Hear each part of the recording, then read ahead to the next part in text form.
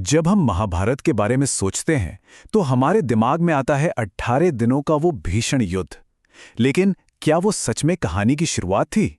नहीं, बिल्कुल नहीं।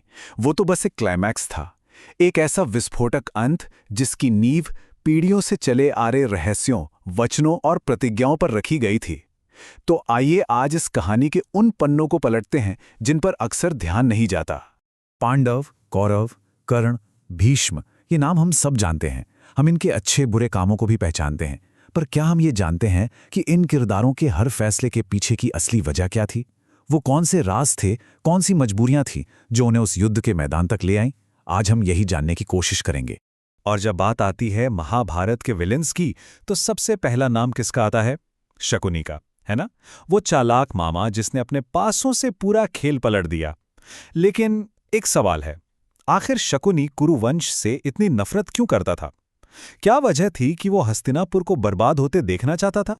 ज्यादातर लोग यही सोचते हैं कि शकुनी बस बुरा था, एक ऐसा मास्टरमाइंड जिसने दुर्योधन के मन में जहर घोल दिया, और बस। लेकिन ये पूरी सच्चाई नहीं है। असल में शकुनी की अपनी एक कहानी है, एक ऐसी कहानी जो इस पूरी धारणा को सिर के बल खड़ा कर देगी। तो हुआ ये कि शकुनी की बहन गांधारी की शादी जबरदस्ती अंधे राजकुमार धृतराष्ट्र से करा दी गई। जब भीष्म को इस शादी से जुड़ा एक राज पता चला तो उन्होंने शकुनी और उसके पूरे, जी हां, पूरे परिवार को जेल में डाल दिया। और सजा क्या थी? हर दिन पूरे परिवार के लिए बस एक मुट्ठी चावल। सोचिए, एक एक करके सबने अपना हिस्सा छोड़ना शुरू कर दिया ताकि सिर्फ वो जिंदा रह सके बदला लेने के लिए। और मरने से ठीक पहले उसके पिता ने ना सिर्फ शकुनी का पैर तोड़ा ताकि उसे अपना दर्द हमेशा याद रहे, बल्कि उससे एक वचन भी लिया। उनके पिता ने कहा, जब मैं मर जाऊं तो मेरे शरीर को जलाना मत, मेरी हड्डियों से पासे बनाना। वो पासे, वो हमेशा तुम्हारी बात मानेंगे और तुम्हें कभी हारने नहीं देंगे। और बस यहीं से जन्म हुआ उन जादुई पासों का। ये सिर्फ पासे नहीं थे, ये शकुनी के पिता की हड्डियों और बदले की आग का जीता जागता सबूत थे। शकुनी की कहानी तो बदले की थी, लेकिन महाभारत में एक और किरदार है जिसकी कहानी बहुत पेचीदा है। मैं बात कर रहा हूं कर्ण की।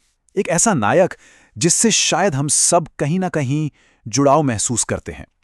उसकी कहानी सिर्फ दोस्ती या वफादारी की नहीं है, बल्कि एक ऐसे कर्ज की है जो इस जन्म का था ही नहीं। एक ऐसा कर्ज जो महाकाव्यों से भी पुराना था। ये थियरी बहुत दिलचस्प है, जरा ध्यान से सुनिए।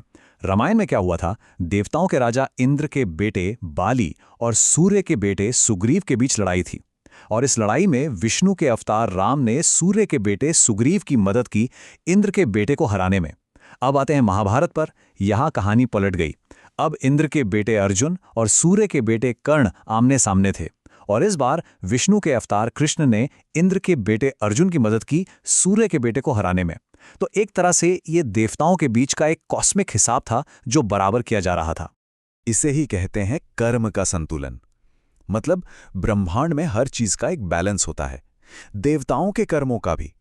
तो जो कर्ज रामायण में इंद्र पर चढ़ा था वो महाभारत में चुकाया गया। और दुख की बात यह है कि इस पूरे लेन देन में कर्ण बस एक मोहरा बनकर रह गया। उसे एक ऐसा हिसाब चुकाना पड़ा जिसमें उसकी कोई गलती ही नहीं थी। कर्ण अपनी किस्मत का मारा था, लेकिन एक ऐसा भी किरदार था जो अपने ही धर्म और वचनों के जाल में फंस गया, और वो थे महामहिम भीष्म। और हम बात करेंगे उनके जीवन के उस पल की जो उनकी सबसे बड़ी हार मानी जाती है, द्रौपदी के चीर हरण के समय उनकी खामोशी। आखिर ऐसा क्या हुआ था?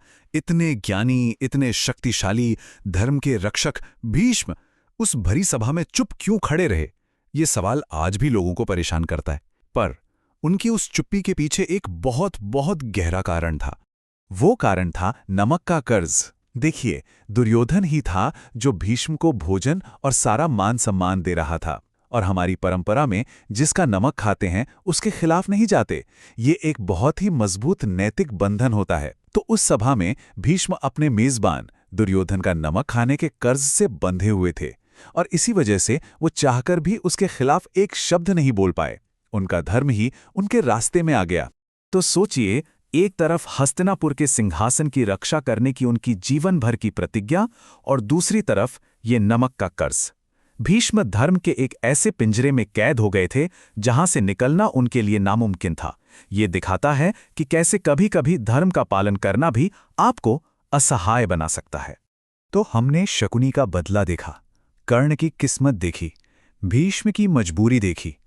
इससे एक बात तो साफ है, महाभारत की कहानी कोई सीधी साधी कहानी नहीं है।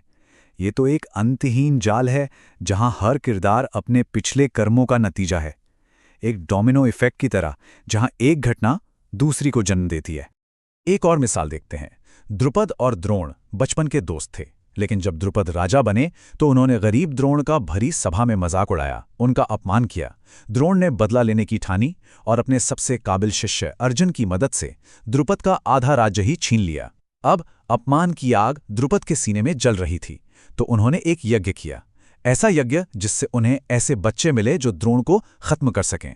और उसी यज्ञ की आग से पैदा हुए धृष्टद्युम्न और द्रौपदी, यानी उनका तो जन्म ही बदला लेने के मकसद से हुआ था। तो ये बदले का, कर्ज का, वचनों का खेल चलता रहा और अंत में हुआ वो महायुद्ध। सब खत्म हो गया, सारे हिसाब चुकता हो गए। लेकिन अब सबसे बड़ा सवाल कि असल में जीता कौन, इसका जवाब आपको चौंका सकता है। हुआ ये कि दुर्योधन, जिसे हम सब विलन मानते हैं, उसे स्वर्ग मिला। क्यों? क्योंकि उसका जो भी धर्म था, चाहे वो बुरा ही क्यों ना हो, उसने उसे बिना डिगे पूरी निष्ठा से निभाया। और दूसरी तरफ धर्मराज युधिष्ठिर, उन्हें कुछ समय के लिए नरक भेजा गया। क्यों? सिर्फ एक झूठ के लिए, वो रणनीतिक झूठ जो उन्होंने द्रोण को हराने के लिए बोला था। ये नतीजा अच्छे और बुरे की हमारी पूरी समझ को ही हिला कर रख देता है ना। तो आखिर में हम यही कह सकते हैं कि महाभारत में कोई सिर्फ हीरो या विलन नहीं है। यहाँ हर कोई अपने या किसी और के कर्मों का एक नतीजा है, एक परिणाम है। ये महाकाव्य असल में कर्म की एक बहुत ही गहरी पड़ताल है, जो हमें सिखाती है कि हर एक्शन का एक रिएक्शन जरूर होता है, जिससे कोई नहीं बच सकता।